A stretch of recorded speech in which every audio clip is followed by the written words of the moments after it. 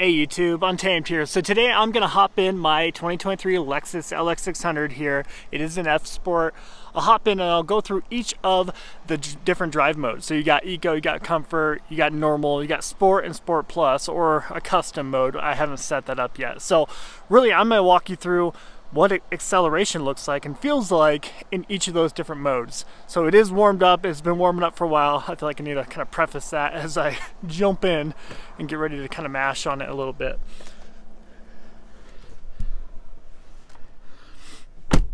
Got the sun coming up out here in Wyoming. Beautiful sight.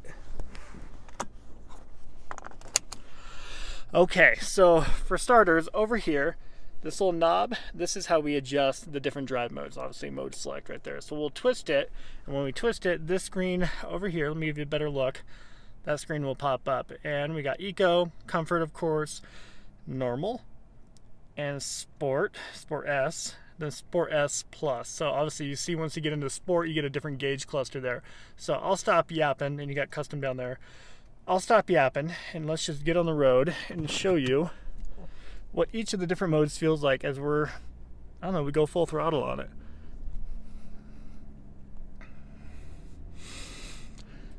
So speed limit down here is 65 miles per hour. I feel like I need to make that clear. So I'll kind of do a few, 0 to 60 runs in the different modes here.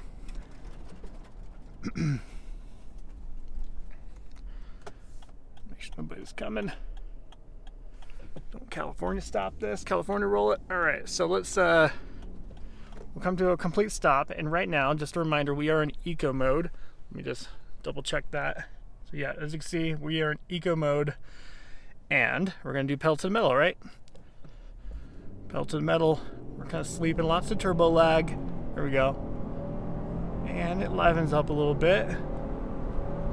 We're going uphill a tad. So there you have it. Up to 65, would that take about 49 seconds? So not wildly impressive, but not bad either. Okay, so let's come to, we'll get up kind of on top of the hill here. We'll just jump to Sport Plus, all right? Let's just go from polar opposites here. So Sport S Plus, let's try that out. Well, we might get a little I'm having trouble understanding you. Oops. So we might get a little unfair advantage here because we're going downhill a smidge. So we'll go Sport Plus, Sport S Plus. Here we are, and pedal to the metal. So already so much more throttle response, a ton more throttle response. That is pretty insane. Hashtag Ermagerd. Wow, yeah, so that is, I've actually never done that. That was the legit first time I've ever done that in Sport S Plus. That was, holy cow, that was, I'm sorry, that was, I'm happy I did that for the first time with you guys here, but I was not expecting that. That throttle response was so much better. I mean, as you'd expect, I get it, it's a no-brainer. That's the whole point of these different drive modes, but that was pretty remarkable. All right, let's go over to, for fun, let's just kick it over to Normal.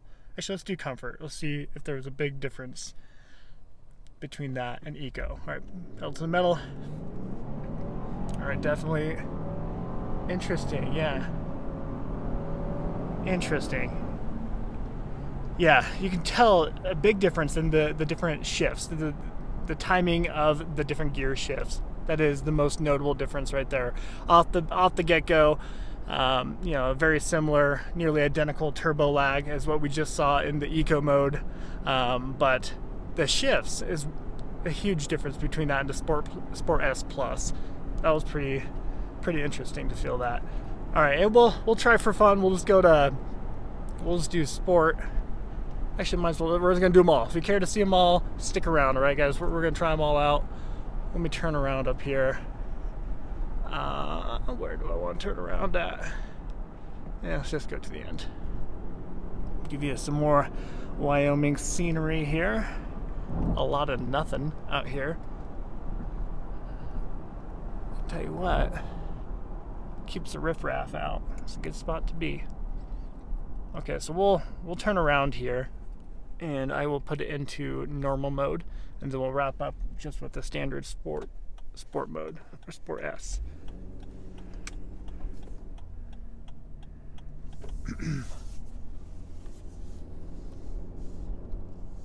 All right, make sure nobody's coming in behind us. I think we're good. It's got a little bit of a downhill here, so I'll kind of keep that in mind. All right, let's go over to normal mode. Okay, normal. Pedal to the metal. Yeah, choppy first shift.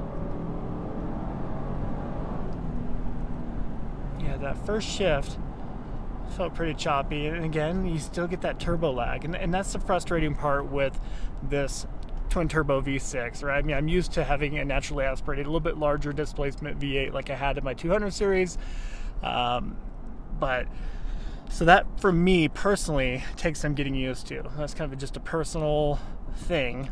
A lot of people actually like this and prefer this feel and was driving this the delivery of power in this turbo setup. A lot of people actually prefer that. So it's just a matter of your personal taste. All right, let's do one last mash on it and we'll call it good. So we're gonna do Sport S this time, not Sport S Plus. Let's see how close to Sport S Plus it felt. All right, so there we are, we're in Sport S. Pedal to the metal. I feel so 90s when I say that. Yeah, that. Interesting. I wonder. Yeah, that.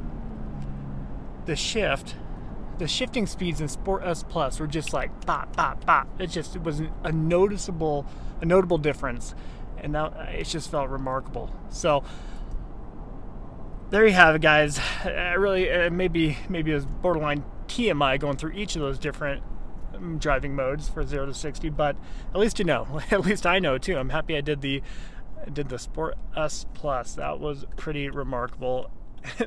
I'm still kind of grinning like a goober right now, but there you have it, guys. Let me know what your thoughts are on that.